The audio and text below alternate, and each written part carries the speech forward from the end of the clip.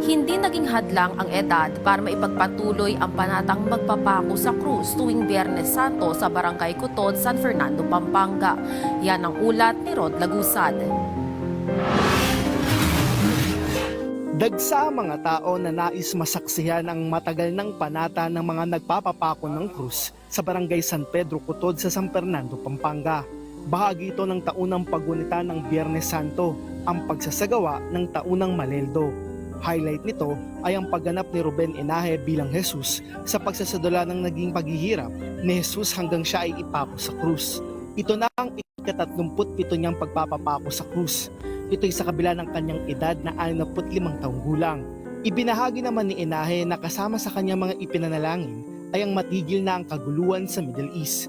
Ito'y kasunod rin ng epekto na dama ng maraming bansa sa mundo, kabilang na ang Pilipinas. Apektado ang bansa ng mataas na presyo ng produktong petrolyo kung saan panibagong taas presyo ang inaasahan sa susunod na linggo. Bukod sa Barangay Santama rin sa taunang Maleldo ang kalapit na mga barangay nito.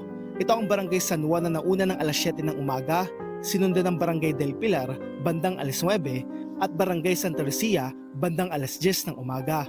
Dito ay may gunap din na kani-kanilang mga Kristo at nagpapako sa krus. Mga ito, bandang alas 12 naman ng tanghali nagsimula na ang sa Barangay San Pedro Kutod na siyang katirikan ng init ng panahon.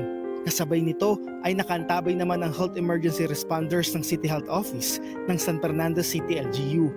Ito'y para agarang tumugon sa anumang insidente, kung saan sa kabuuan naging maayos ang pagdadaos ng taunang Maleldo sa lungsod.